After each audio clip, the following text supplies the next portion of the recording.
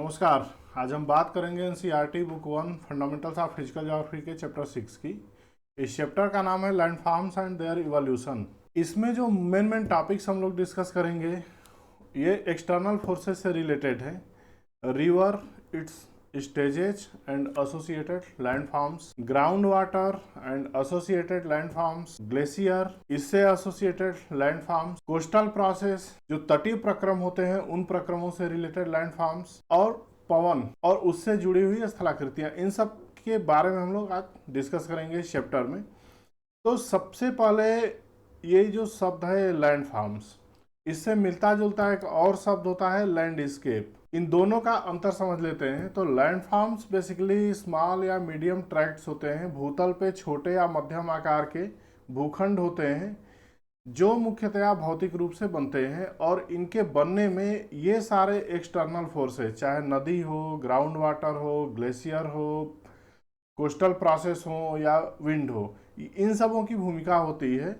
लेकिन ये जो लैंडस्केप होता है, they are large tracts of the earth surface, ये बड़े बृहत एरिया होते हैं जिनमें एक से ज्यादा कई सारे तत्वों का योगदान होता है। तो बहुत सारे छोटे छोटे लैंडफॉर्म्स मिला के लैंडस्केप बनते हैं। तो लैंडस्केप या भूदृश्य बहुत सारे कारकों का प्रतिफल होता है।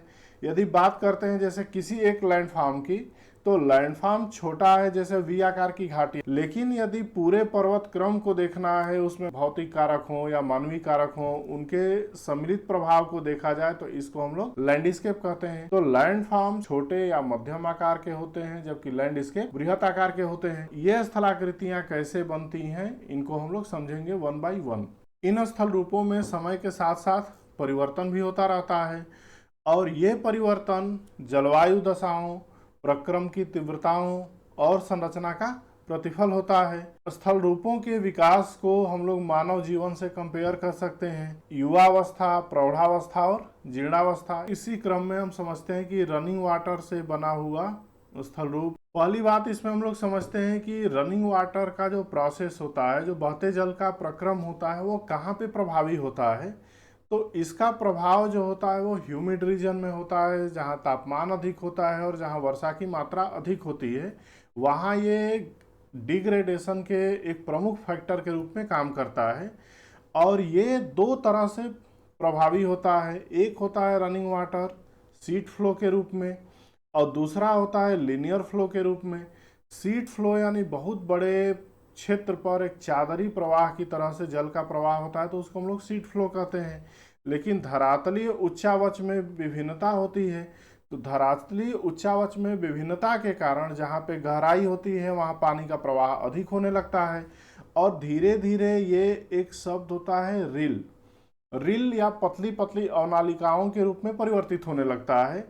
और ये अवनालिकाएं लगातार निम्नवर्ती अपर्दन होते होते ये थोड़ी बड़ी हो जाती हैं, और इन बड़ी अवनालिकाओं से ही हमारी वैली का निर्माण होता है।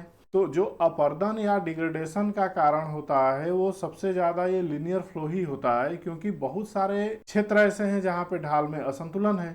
इस लीनियर फ्लो के पीछे जो एनर्जी काम करती है, दैट इज काइनेटिक एनर्जी। ये गतिज ऊर्जा ही है जो जल की गति को प्रवाहित करती है, और इसी गति के कारण अपर्दनात्मक स्थल रूप बनते हैं। तो ये जो डायग्राम है आपके सामने, इसमें देखिए 3 जोन है, जोन 1, जोन 2 और जोन 3। तो जो जोन 1 होता है यहाँ पे सबसे ज़्यादा एनर्जी का लेवल होता है, दैट इज काइनेटिक एनर्जी। तो काइनेटिक एनर्जी अधिक होने से नदी निम्नवर्ती अपर्दन अधिक करती है, डाउनवार्ड इरोजन, और इस डाउनवार्ड इरोजन के कारण नदी घाटियों की गहराई बहुत तेजी से बढ़ती जाती है। तो कौन कौन से स्थल रूप इस जोन में बनते हैं, जैसे वी आकार घाटी, वाटरफॉल, पॉट होल, रैपिड, ये सब इस जोन में बनते हैं। क्यों? क्योंकि ऊर्जा अधिक होती है और अपर्दन बहुत ज्यादा होता है। जब जोन 2 में प्रवेश होता है तो वहां पे ढाल कम हो जाती है, और ढाल कम होने के कारण ये काइनेटिक एनर्जी की मात्रा में कमी आती है, तो नदी का प्रवाह भी कम हो जाता है, और कम होता है तो अपर्दन के साथ साथ धीरे धीरे निक्षेपण भी प्रारंभ होता है। तो निक्षेपण जोन 1 में भी होता है, यानी यूथ स्टेज में भी, लेकिन उनकी क्वांटिटी बहुत ही कम होती है। बहुत कहीं कहीं नदी घाटियों में निक्षेपण हो गया, तो इसलिए इसको हम लोग पहले स्टेज में नगण्य मान के चलते हैं। दूसरे स्टेज में निक्षेपण का प्रारंभ होता है और इस निक्षेपण की क्रिया से वैली ब्रॉडनिंग होती है, यानी घाटी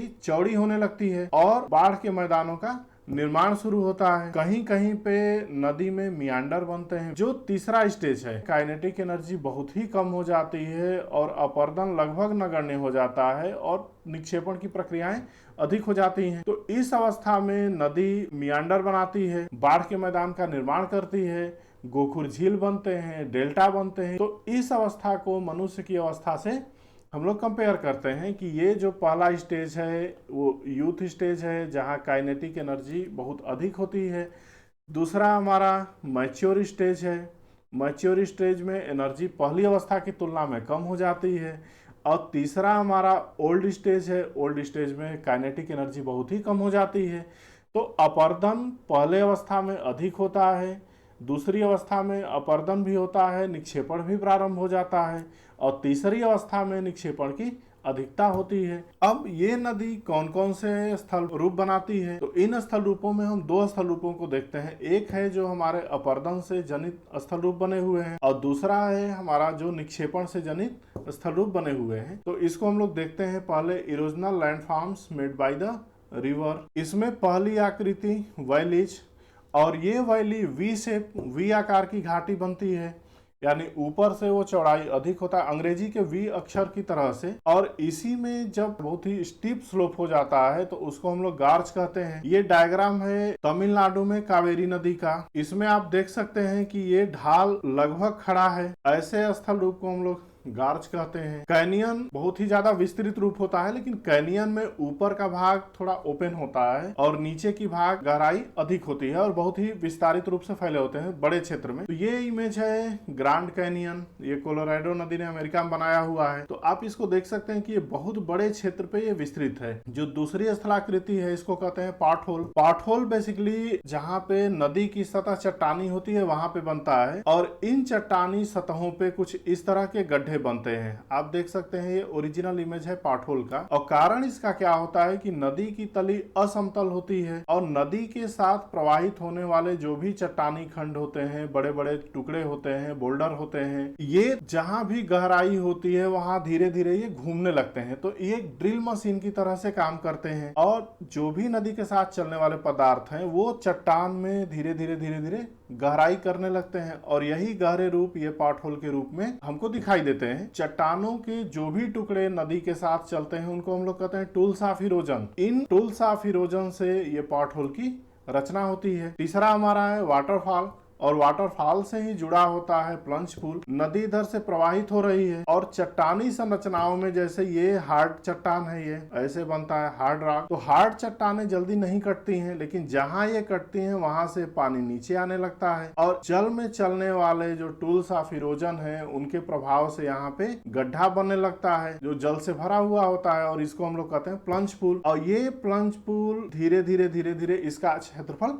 बढ़ता जाता है। क्यों? क्योंकि ये जो हमारा वाटरफॉल है ये धीरे धीरे ये पीछे खिसकता जाता है due to erosion by the river. जो चौथा लैंडफॉर्म है एक एनसाइज या एंट्रेंस्ड मियांडर कहते हैं इसको। मियांडर के अंदर मियांडर। पहले डायग्राम को आप देख सकते हैं, ये यूएसए का डायग्राम है, ऊटा प्रोविंस में बना हुआ है। ये शो करता है कि जहां भी मियांडर बना, तो मियांडर अभी हमने देखा कि ये दूसरे स्टेज या तीसरे स्टेज की स्थलाकृति है, लेकिन हम लोग इसको देख रहे हैं कि ये पहले स्टेज में एक प्रोसेस होती है जिसको हम लोग कहते हैं रिजुविनेशन, पुनर्यौवन। या तो स्थल भाग की ऊंचाई बढ़ जाए या तो सागरी भाग की ऊंचाई कम हो जाए, तो इससे नदी का अपरदन बढ़ जाता है। तो नदी उसी मियांडर में अपनी गहराई बढ़ाने लगती है। तो इसी तरह से एंट्रेंस्ड मियांडर की रचना होती है। जैसे इसको हम लोग देखेंगे, ये नदी की घाटी है, ये मियांडर है, ये ऐसे मियांडर बना रही है और नदी जब इसी में नीचे की तरफ अपरदन करने लगेगी तो ये मियांडर काफी गहरा हो जाता है और इसको हम लोग कहते हैं एंट्रेंस्ड मियांडर। पहले की घाटी यहाँ ऊपरी भाग में थी, लेकिन निम्नवर्ती अपरदन के कारण नदी की गहराई बढ़ती चली गई है और ये लेयर्ड जो चट्टाने हैं वो हमको क्लियरली दिखाई देती हैं। तो ऐसे इस स्थल को कहते हैं एंट्रेंस्ड मियांडर। रिवर टेरेसेज, नदी वेदिकाएं, ये भी बनती हैं रिजुविनेशन के कारण या पुनर्यौवन के कारण। जैसे ये पुरानी नदी घाटी है, यहाँ पे नदी बह रही है, अब उत्थान होता है स्थल भाग का या सागर तल नीचे जाता है, तो इससे नदी के कटाव करने की क्षमता बढ़ जाएगी। तो नदी ने इस घाटी में ये दूसरी घाटी बना लिया, अब नदी यहाँ पे प्रवाहित होने लगी। फिर से अगर अपलिफ्टमेंट होता है तो अब नदी ने ये तीसरी घाटी बना लिया, कुछ अब यहाँ प्रवाहित हो रही है, ये इस तरह से। तो अल्टीमेट जो हमारा लैंडस्केप बनेगा कुछ इस तरह से बनेगा, और इसमें हर वेदिका पुरानी वाली घाटी को प्रदर्शित कर रहा है। तो जब ये वेदिका का स्तर एक ही लेवल पे होगा तो इसको हम लोग कहते हैं पेयर टेरेसेज, और जब ये स्तर एक जैसे नहीं होते हैं तो उनको अनपेयर टेरेसेज कहते हैं। और इसको हम लोग देख सकते हैं, एक यहाँ पे है, ये दूसरा यहाँ पे है, ये नदी घाटियां, ये प्राचीन घाटियां हैं, और नदी नए सिरे से यहाँ बह रही है, ये नीचे। अब हम लोग बात करेंगे डिपोजिशनल लैंडफॉर्म की। इसमें सबसे पहले आता है एलुवियल फैन, या इसको जलोढ़ पंख कहते हैं। तो जलोढ़ पंख जनरली बनते हैं ब्रेकिंग पॉइंट पे, जैसे ये नदी बह के आ रही है काफ़ी तेज़ी से और फिर अचानक से ढाल कम हो जाता है, तो ये पॉइंट हमारा ब्रेकिंग पॉइंट है। क्यों? क्योंकि यहाँ पे एनर्जी अचानक से कम हो जाती है। तो एनर्जी अचानक से कम होगी तो जो सेडिमेंट का लोड आ रहा है नदी के साथ वो यहाँ पे फैल के जमा होने लगेगा। और ये चूंकि ये पंखे के रूप में, ये देख सकते हैं हम लोग कि ये एक डायग्राम है, ये अवसाद से जमा हुआ है पंखे के रूप में, तो इसको हम लोग कहते हैं एलुवियल फैन।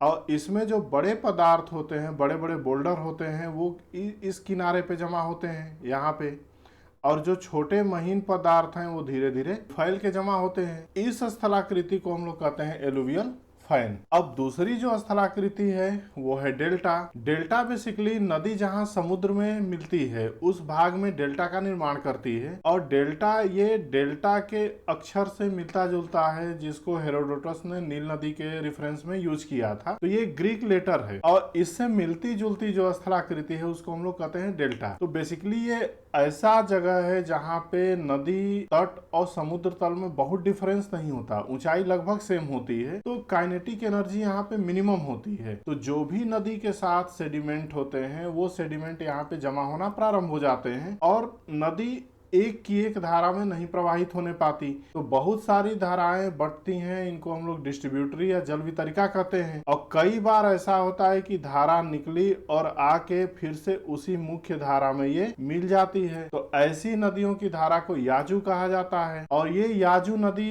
के नाम पे इसका याजू नाम पड़ा हुआ है। तो जनरली ये डेल्टा बनते हैं समुद्र तलों पे। लेकिन एक केस है, अगर आप अफ्रीका का मानचित्र देखिए, बोत्सवाना देखिए कंट्री है साउदर्न अफ्रीका में, और भौतिक रूप से देखें तो कालाहारी मरुस्थल का एक भाग है, तो वहां पे एक नदी है ओकावांगो नदी, ये डेल्टा बनाती है, इनलाइन डेल्टा, और दुनिया में ये यूनिक उदाहरण है इनलाइन डेल्टा का। तीसरी जो स्थल रूप है वो फ्लड प्लेन, नेचुरल लेवी और पॉइंट बार। तो फ्लड प्लेन बेसिकली जब नदी की घाटी उथली हो जाती है, जल का प्रवाह कम हो जाता है और अवसाद अधिक हो जाता है, तो नदियों में बाढ़ आती है, तो नदी घाटी को छोड़ के आसपास के क्षेत्रों में फैल जाती है, और वहां पे नदी के साथ आए अवसाद निक्षेपित होते हैं, तो इनको हम लोग कहते हैं फ्लड प्लेन। ये बड़े एरिया में होता है। नेचुरल लेवी जो बनता है वो प्राकृतिक तटबंध होते हैं। बेसिकली वो बनते कैसे हैं कि जैसे ये नदी की घाटी है, नदी यहाँ पे नीचे प्रवाहित हो रही है और निचले भाग में अवसाद का जमाव होता है। जैसे नदी बाढ़ आती है, इसका स्तर बढ़ता है, तो स्तर बढ़ने के साथ साथ यहाँ किनारे पे भी निक्षेप होने लगते हैं नदी की घाटी के, और फिर ये बाहर की तरफ पानी जाता है। कई सारी बाढ़ आने के बाद एक लंबे समय के बाद प्राकृतिक रूप से ये वाला भाग ऊपर उठ जाता है, जिसको हम लोग कहते हैं नेचुरल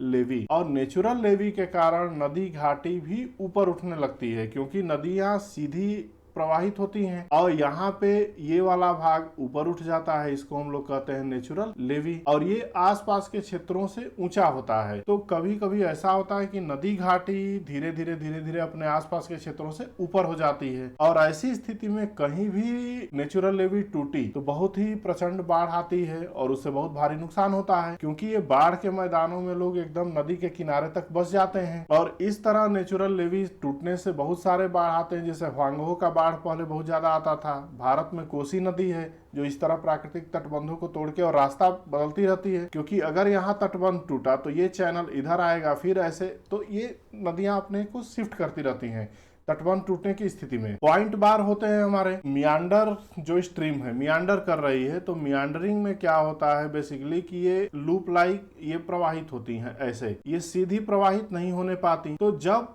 धाराएं ऐसे आती हैं तो ये वाला जो पॉइंट है ये एरिया ऑफ इरोजन है, फिर यहाँ से टकराने के बाद फिर इधर टकराती हैं तो ये भी एरिया ऑफ इरोजन। इसके बाद यहाँ से चैनल कुछ ऐसे हिट करता है यहाँ पे, तो ये एरिया ऑफ इरोजन। तो धीरे धीरे ये चैनल कुछ ऐसे होता जाएगा ये, फिर यहाँ से इधर इरोजन। ये कॉनकेव स्लोप है या इसको हम लोग कहते हैं कट ऑफ स्लोप, और ये जो कॉन्वेक्स स्लोप है इसको कहते हैं हम लोग स्लिप ऑफ स्लोप। तो इस कॉनकेव कोस्ट पे ये धीरे धीरे पुरानी जो घाटियों के कगार हैं ये छूटते जाते हैं, इनको कहते हैं हम लोग पॉइंट बार।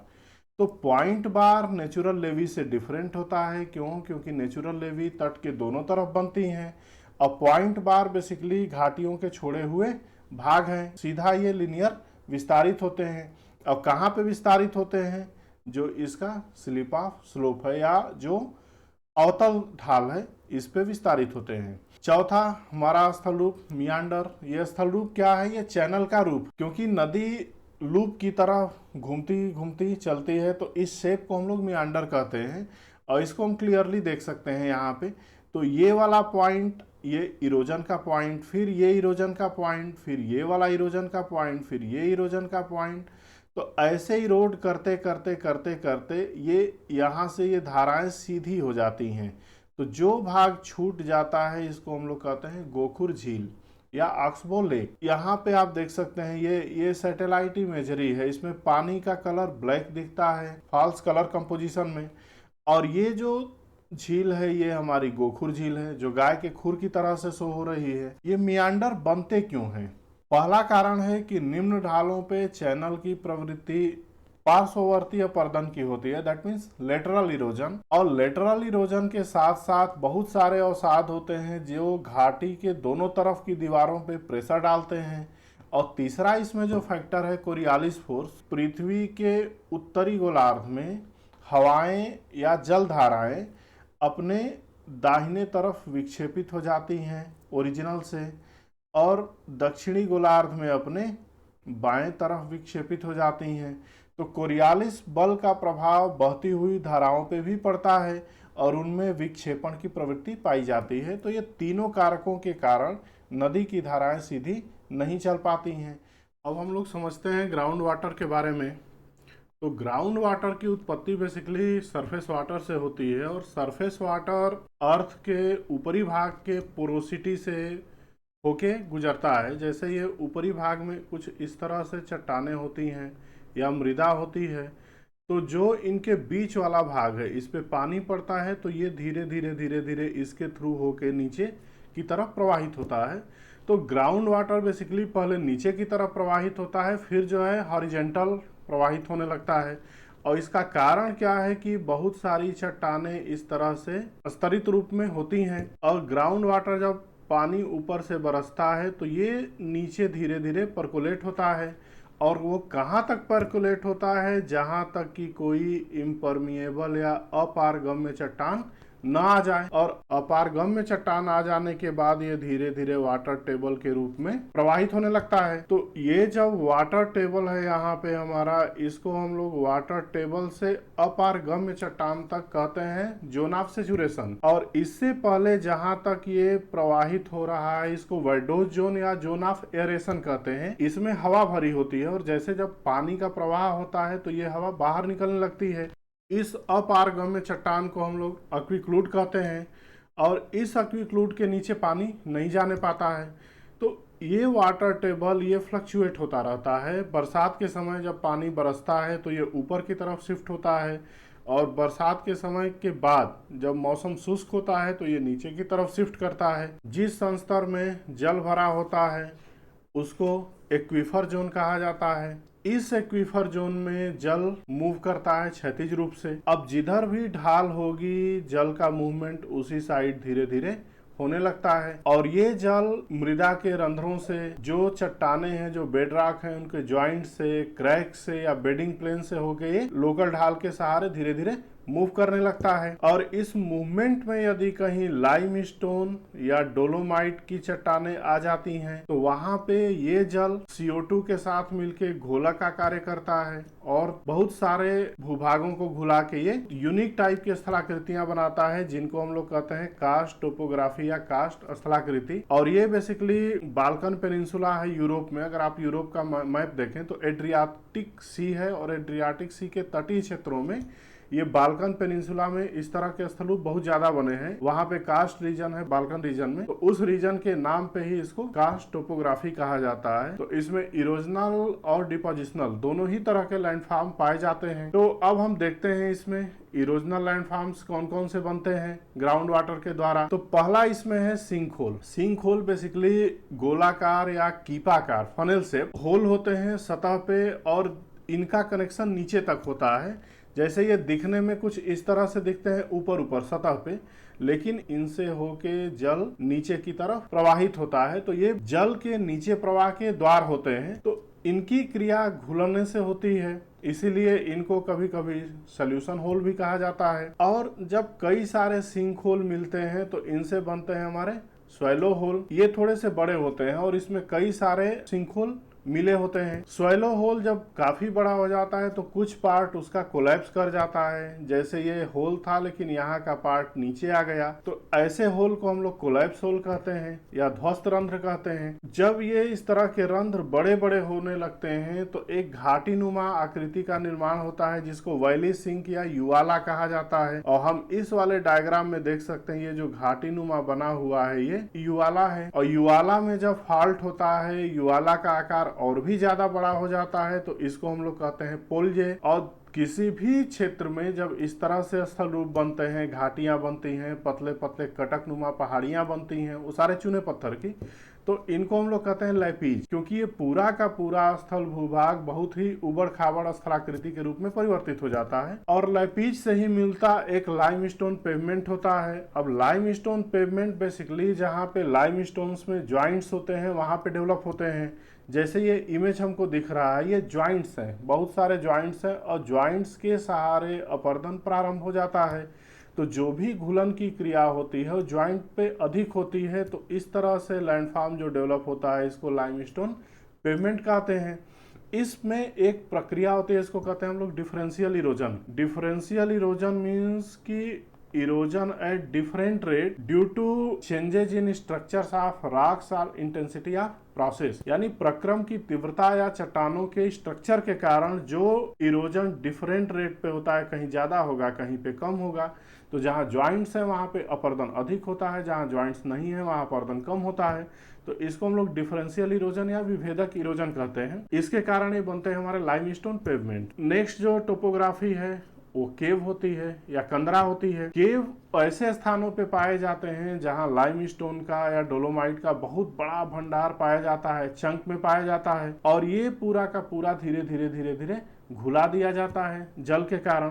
तो यहाँ से ये इमेज है, यहाँ से जल प्रवेश हुआ और जल प्रवेश होके ये पूरा का पूरा पार्ट ये धीरे धीरे घुल गया। एक लंबे समय में ये कुछ इस तरह से अंदर अंदर प्रवाहित हुआ और जो जल एकत्रित होता है वो इन गुफाओं से कहीं ना कहीं से बाहर हो जाता है। तो जहां से जल एंट्री करता है और फिर एग्जिट करता है, तो ऐसे स्थलरूपों को हम लोग टनल कहते हैं, सुरंग। इन गुफाओं का ये एक डायग्राम है। जैसे कोई यहाँ पे खड़ा है, ये आप देख सकते हैं कि जल कहीं से एंटर हो रहा है और कहीं पे ये बाहर हो रहा है। तो इन जल की घुलन क्रियाओं से ही इन गुफाओं का निर्माण होता है। अब हम समझेंगे डिपोजिशनल लैंडफॉर्म। ग्राउंड वाटर में डिपोजिशन क्यों होता है? पहला कारण है कि या तो उसका टेम्परेचर चेंज हो जाए, और टेम्परेचर चेंज होने के कारण बहुत सारे केमिकल रिएक्शन होते हैं। इनमें से कार्बन डाइऑक्साइड बाहर हो सकता है, कम हो सकता है। तो CO2 सबसे बड़ा घोलक का काम करता है। अगर उसकी मात्रा कम हुई तो निक्षेपण की प्रक्रिया प्रारंभ हो जाएगी। तीसरा रीजन है जल का वाष्पीकरण।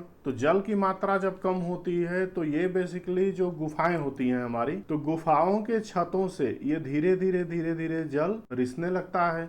और इस रिसाव में जो कैल्शियम के पदार्थ होते हैं, जो चूने के पदार्थ होते हैं, वो धीरे धीरे उनकी मात्रा में वृद्धि होने लगती है। तो जो गुफाओं में इस तरह के स्थल रूप बनते हैं, इनको हम लोग कहते हैं स्टेलेक्टाइट, जो ऊपर से लटके होते हैं। और ये जल जब बूंद बूंद यहाँ गिरेगा तो धीरे धीरे यहाँ भी पदार्थ जमने लगते हैं नीचे साइड से। तो नीचे गुफाओं की तली में जो पदार्थ जमा होते हैं, इनको कहते हैं हम लोग स्टेलेग्माइट। और जब ये स्टेलेक्टाइट और स्टेलेग्माइट बढ़ते बढ़ते एक दूसरे से मिल जाते हैं, तो ये एक स्तंभ का निर्माण होता है, पिलर नुमा आकृति बन जाती है।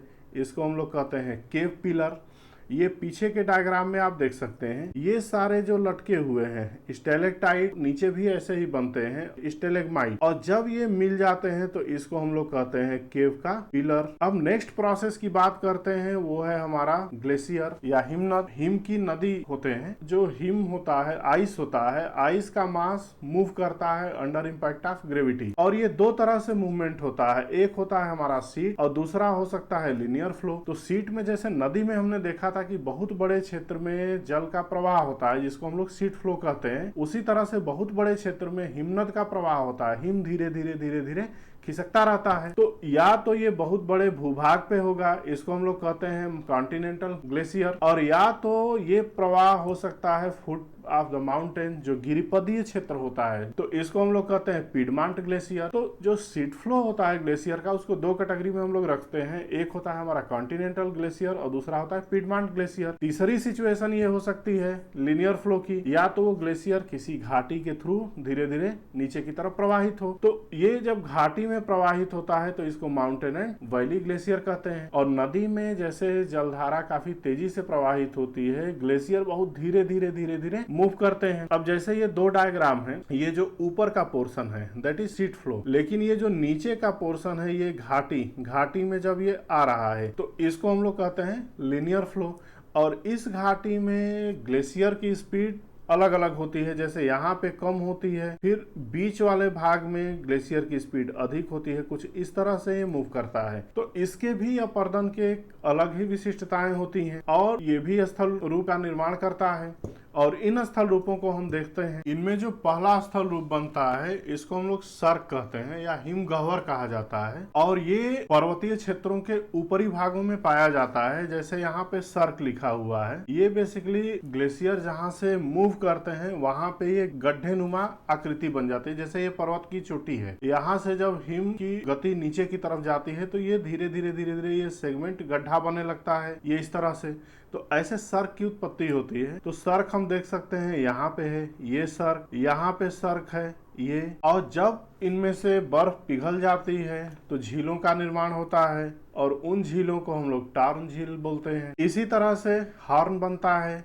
जब किसी पर्वत के चारों तरफ सर्क का निर्माण होता है तो बीच में एक चोटी नुमा आकृति बनती है, और वो काफी नुकीली होती है। ये इस तरह से, यहाँ पे देख सकते हैं ये हॉर्न है, यहाँ ये लिखा हुआ है हॉर्न। इसके इधर भी सर्क है, इधर भी सर्क है, ये भी सर्क है, और इसके बैक साइड भी सर्क है। तो जो चोटियां बनती हैं इस तरह से, तो उन चोटियों को हम लोग हॉर्न कहते हैं। और हॉर्न का उदाहरण एक बहुत ही फेमस है मैटर हॉर्न अमेरिका में, और माउंट एवरेस्ट भी हमारा एक हॉर्न का उदाहरण प्रस्तुत करता है। इसी तरह से जहाँ ये कई सारे सर्क बनते हैं उनके बीच में कटक का निर्माण होता है। तो ये जो रिज का निर्माण होता है, इस रिज को हम लोग अरेथ या सेरेटेड रिज कहते हैं। जैसे ये अरेथ है, यहाँ पे ये अरेथ है या सेरेटेड रिज है। इस तरह से हमारे अरेथ्स बनते हैं। ग्लेशियल वैलीज या ट्रफ, जैसे नदी में हमने पढ़ा था कि नदी वी आकार की घाटी बनाती है। अब जब नदी घाटियों में ग्लेशियर का विस्तार होता है तो इसका दोनों तरफ प्रेशर पड़ता है घाटी में दोनों किनारों पे, और फाइनली ये घाटी कुछ इस तरह की बन जाती है। तो इसको हम लोग कहते हैं यू आकार की घाटी। और आप इस डायग्राम में देखिए ये घाटी, इसकी आकृति किस तरह की है, that is U shape. U shape की घाटी के साथ साथ जो सहायक हिम नदियां हैं वो अपनी घाटी को उतना गहरा नहीं कर पाती, तो उनको लगता है कि वो ऊपर से लटक रही हैं, तो इनको कहते हैं हम लोग हैंगिंग वैली या लटकती घाटी। जैसे ये लटकती घाटी का उदाहरण है, यू शेप ये भी है, लेकिन ये सहायक हिम नदी की घाटी है क्योंकि इसमें हिम की मात्रा कम होती है जो निम्नवर्तीय पर्दन उतना अधिक नहीं कर पाती। और ये जो है ये मेन ग्लेशियर है, यहाँ पे ये सब छोटे छोटे ग्लेशियर हैं। तो छोटे ग्लेशियर जो बनाते हैं वो घाटियां मुख्य घाटी के ऊपर लटकती हुई प्रतीत होती हैं, तो इनको हम लोग लटकती घाटी कहते हैं। नेक्स्ट जो टोपोग्राफी है दैट इज फियोर्ड। फियोर्ड होता है drowned glacial valleys below the sea. ये घाटी है, इसमें समुद्र का विस्तार हो जाए, और ये होता है ऊंचे अक्षांशों में। तो जो भी ग्लेशिएटेड वैली हैं जो ड्राउन्ड हो जाएं, जो जलमग्न हो जाएं, उन घाटियों को कहते हैं हम लोग फियोर्ड। और ये फियोर्ड नॉर्वे और स्वीडन और जो हाई लैटिट्यूड कंट्रीज हैं उनके में बहुत अधिक पाए जाते हैं। अब हम समझेंगे कि कौन से डिपोजिशनल लैंडफॉर्म्स है जो ग्लेशियर के द्वारा बनते हैं। तो सबसे इसमें पहला नाम आता है ग्लेशियल टिल का। टिल बेसिकली ग्लेशियर के द्वारा अपर्दित पदार्थ होते हैं जिनका निक्षेपण होता है। जब ये टिल लंबे कटक के रूप में निक्षेपित होते हैं तो इनको मोरेन्स या हिमोड़ कहा जाता है। और वेगनर, आपको याद हो तो वेगनर ने एक प्रमाण लिया था टिलाइट का। ये टिलाइट यही ग्लेशियल टिल से ही बनी हुई चट्टानें होती हैं। बात करते हैं मोरेन्स की, तो मोरेन 3 प्रकार के होते हैं। एक होता है ग्राउंड मोरेन, जैसे कि ये ग्लेशियर की वैली है, ग्लेशियर इसमें मूव कर रहा है, तो जो मोरेन यहाँ पे अवस्थित है इनको कहते हैं हम लोग ग्राउंड मोरेन। लेटरल मोरेन होता है, जो मोरेन यहाँ पे किनारे किनारे इकट्ठे रहते हैं उनको कहते हैं लेटरल मोरेन। जब 2 ग्लेशियर बह रहे हों तो इनके जो बीचों बीच मोरेन इकट्ठे होते हैं इनको कहते हैं हम लोग मेडियल मोरेन। जहाँ पे ग्लेशियर समाप्त होते हैं, जैसे जब ग्लेशियर बह के आते हैं तो घाटी में कहीं ना कहीं वो अल्टीमेटली जब नीचे आते हैं तो तापमान बढ़ता है और ग्लेशियर समाप्त हो जाते हैं, वहां से नदियां बाहर आने लगती हैं। तो जहां ग्लेशियर समाप्त होता है उसके अग्रभाग को ग्लेशियर का स्नाउट बोलते हैं, और वहां से धीरे धीरे जल की वितरिकाएं निकलनी शुरू हो जाती हैं। यहाँ बहने के बाद जो स्थल रूप बनते हैं उनमें एस्कर, आउटवाश प्लेन और ड्रमलिन होते हैं। एक्चुअली ये फ्लूवियो ग्लेशियल लैंडफॉर्म्स हैं। तो हम देख सकते हैं इस डायग्राम में, ये डायग्राम यहाँ से ये स्नाउट है जो अग्रभाग है, और यहाँ से ये पिघल रहा है। तो पिघलने में बहुत सारे पतली पतली धाराएं इसमें से निकल के बाहर आती हैं। ये जो यहाँ पर मोरेन एकत्रित होता है उसको टर्मिनल मोरेन कहा जाता है, और इस मोरेन का बहुत सारा हिस्सा इन जलधाराओं द्वारा आगे बढ़ा लिया जाता है। तो जब हिमनद और पीछे छूटता है तो इन जलधाराओं के साथ जो बह के आए हुए हिमनदीय निक्षेप हैं लंबवत रूप से ऐसे फैले होते हैं, इनको हम लोग एस्कर कहते हैं। ये यहाँ भी एस्कर है, ये लंबा फैला होता है और पतला पतला होता है, जिनकी रचना धाराओं के साथ प्रवाहित पदार्थों द्वारा होती है। एस्कर के बाद जो बनता है हमारा आउटवाश प्लेन। जैसे नदी बाढ़ के मैदान का निर्माण करती है उस तरह से जहां ग्लेशियर पिघलते हैं तो उनके पदार्थों से आउटवाश प्लेन की रचना होती है, और इसी आउटवाश प्लेन पे एक और यूनिक सी स्थलाकृति बनती है, उसको कहते हैं हम लोग ड्रमलिन। ड्रमलिन हिमनद के प्रवाह की दिशा प्रदर्शित करती है, और इसको basket of the egg topography कहते हैं, यानी अंडे की टोकरी की स्थलाकृति। और ये एक तरफ से इसका ढाल तेज होता है, एक तरफ इसका ढाल धीमे होता है। तो जो धीमा ढाल है इसको कहते हैं हम लोग टेल, और जो ज्यादा ढाल है इसको हम लोग कहते हैं स्टास। तो स्टास और टेल ये दोनों पार्ट होते हैं ड्रमलिन के। अब नेक्स्ट जो प्रोसेस है that is waves and current. ये तटीय प्रक्रम है और तटीय भागों में ये सबसे ज्यादा एक्टिव होते हैं। तो इनमें 2 महत्वपूर्ण शब्दावलियां हैं, एक है वेव, दूसरा है करेंट, तरंगे और धाराएं। तो धाराओं का एक निश्चित पाथ होता है और धाराएं वैसे ही प्रवाहित होती हैं। तो इनसे अपरदन कम होता है क्योंकि ये तट से दूर दूर चलती हैं, लेकिन जो तट पे सबसे ज्यादा प्रभावी प्रक्रम है वो है हमारी सागरीय तरंगे। बेसिकली अगर वेव की बात की जाए तो wave is the energy in motion. Wave गति करती हुई ऊर्जा है, और इसमें मूवमेंट जो होता है वो केवल शेप का होता है, इसमें मटेरियल का मूवमेंट नहीं होता है, और मटेरियल अपनी जगह पे ऑर्बिटल पाथ में मूव करता है। इस तरह से ऐसे जब कोस्टल वेव्स गहराई में होती हैं तो ये क्रस्ट और ट्रफ के रूप में ऐसे मूव करती हैं, लेकिन जैसे ही ये तट के नजदीक पहुंचती हैं तो यहाँ से ये तट से टकराहट होने लगती है और फाइनली ये तरंगे टूट जाती हैं, जिनको सर्फ या ब्रेकर कहते हैं। तो यहाँ से ये तरंग टूट जाती है और टूटने के बाद ये पूरा पानी तट पे हिट करता है और इसी से ये इरोजन होता है। तो तरंगे कैसे जनरेट होती हैं? तरंगों के जनरेशन के पीछे विंड एनर्जी काम करती है, और विंड की एनर्जी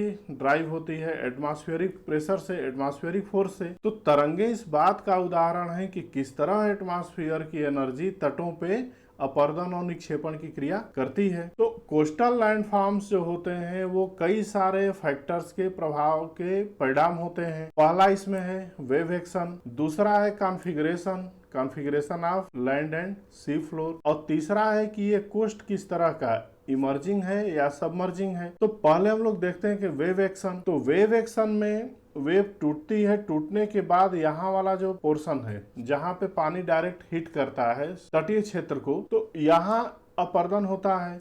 और वो अपर्दन कहाँ होगा ये कुछ स्पेसिफिक ये इस डायग्राम से हम लोग देख सकते हैं। ये ग्रीन कलर में जो दिख रहा है ये लैंड का पार्ट है, और ये जो ये ब्लू कलर में है ये वाटर का पार्ट है। तो लैंड पार्ट का जो हिस्सा सागरी भाग में घुसा हुआ है इसको हम लोग कहते हैं हेडलैंड, और इस हेडलैंड पे सागरी तरंगे कन्वर्ज करती हैं और इस पे सबसे ज्यादा इरोजन होता है, यानी जो इरोजन होगा वो हमारे हेडलैंड्स पे होगा, और जो निक्षेपण की क्रियाएं होंगी वो पीछे खाड़ियों में होती हैं, क्योंकि यहाँ पहुंचने तक तरंग की ऊर्जा का क्षय हो जाता है और वो तरंगे बहुत धीरे पहुंचती हैं। तो ये कन्वर्ज करने का जो प्रोसेस होता है इसके पीछे का रीजन है वेव का रिफ्रैक्शन। कारण क्या है कि वेव जहाँ टूटती है तो जो तट पहले आएगा वेव वहां पे टूटेगी, टूटने के कारण वो मुड़ जाती है किनारे की तरफ। तो जो किनारा सागर में आगे तक आएगा वेव वहीं पे कंसंट्रेट हो जाती है। इसीलिए कुछ क्षेत्र जहां अपर्दन होते हैं अपर्दनात्मक स्थल रूप बनते हैं, और जिन क्षेत्रों में तरंगों की ऊर्जा बहुत कम होती है वहां निक्षेपात्मक स्थल रूप बनते हैं। अब समझते हैं कि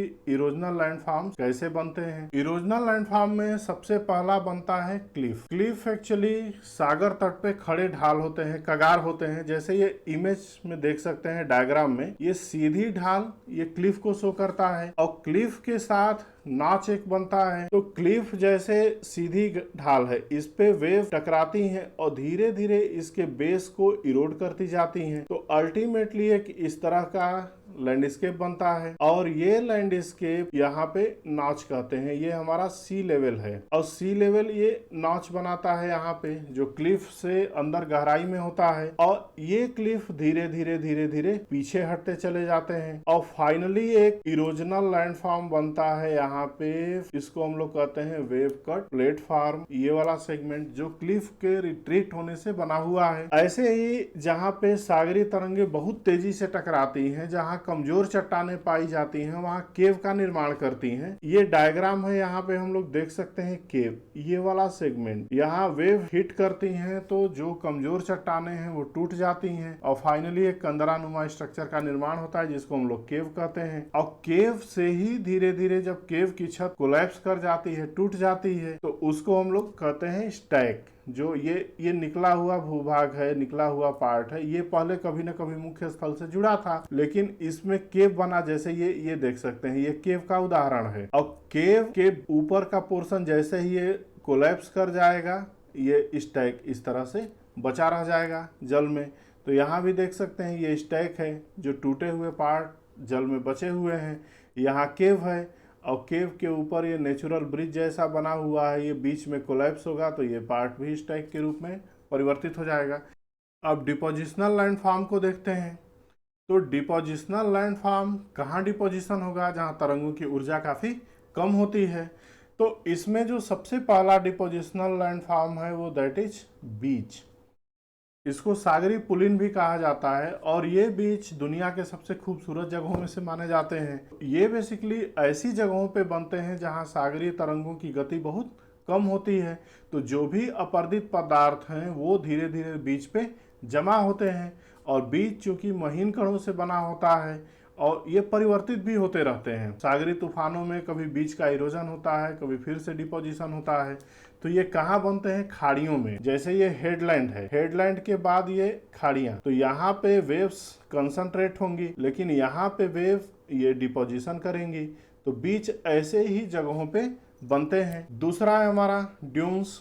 ये भी बेसिकली वेव के एनर्जी में कमी के कारण जो वेव के द्वारा बहाए गए पदार्थ हैं उनके जमा होने से बनता है। ड्यून्स का ही एक विस्तृत रूप बार, बैरियर और स्पीड के रूप में आता है। तो बार होता है बेसिकली जब ड्यून्स की लंबाई बढ़ती चली जाती है तो ये तट के सहारे सहारे ये पैरेलल होते जाते हैं। हम देख सकते हैं यहाँ पे बार, और बार जब और ज्यादा लंबे होते हैं तो इनको बैरियर कहते हैं। और बैरियर के साथ साथ जब ये मुड़ जाते हैं, ये जैसे एक इमेज है, ये यहाँ से बैरियर बनाए लेकिन हल्का सा मुड़ गया है, इसको मुड़े हुए बैरियर को हम लोग कहते हैं स्पिट। स्पिट गिरने के बाद ये लैगून बन जाती है, लैगून झील। अगर हम इंडिया के मैप को देखते हैं तो केरल वाला सेगमेंट और आंध्र प्रदेश में बहुत सारी लैगून है। उड़ीसा में है चिल्का झील जो इंडिया की सबसे बड़ी झील है लैगून। केरला के तट पे लोकली इनको कयाल्स कहा जाता है इन लैगूनों को। तो अष्टमुर्दी, वेम्बनाद और भी कई सारी झीलें हैं, ये सब इसी प्रोसेस से बनी हुई हैं। समुद्र का पानी घिर गया है। अब हमारा next process that is wind, या इसको पवन कहते हैं।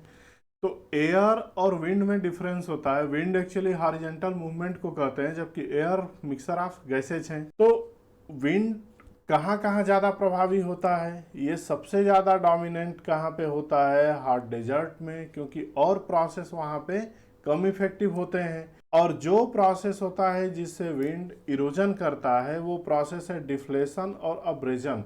डिफ्लेशन का मतलब ये होता है कि पवन बालू को उड़ा ले जाता है, और अब्रेजन होता है जो पवन के साथ चलने वाले जो टूल्स ऑफ इरोजन है वो चट्टानों को घिसते रहते हैं। कभी कभी होता है कि इस मरुस्थल में बहुत ज्यादा रेनफॉल हो जाए और उस समय कुछ और ही अलग तरह के स्थल रूप बनते हैं। तो इन सबको हम लोग देखेंगे कि ये कैसे बनते हैं डेजर्ट एरिया में स्थल रूप। तो पहले हम देखते हैं इरोजनल लैंडफॉर्म्स को। तो सबसे पहले हमारा बनता है पेडिमेंट एंड पेडी प्लेन। जैसे इस डायग्राम में आप देख सकते हैं ये पेडिमेंट है, यहाँ पेडिमेंट है। पेडिमेंट का मतलब ये होता है कि किसी भी पहाड़ी या पर्वतीय क्षेत्र के नजदीक में जो प्लेन एरिया जो बेसिकली राकी होती है, इस पार्ट को हम लोग कहते हैं पेडिमेंट। और इस पेडिमेंट को बनाने में विंड की बहुत ही महत्वपूर्ण भूमिका होती है। और जैसे विंड ब्लो करेगी ये और ज्यादा पीछे की तरफ ये हटता जाता है। इसको टर्म दिया जाता है पैरेलल रिट्रीट या समानांतर निवर्तन। पीछे की तरफ हटता जाएगा और धीरे धीरे एक बड़े प्लेन का निर्माण हो जाता है। इस प्लेन को हम लोग कहते हैं पेडी प्लेन। पेडिमेंट से ही पेडी प्लेन विकसित होते हैं और इसका कारण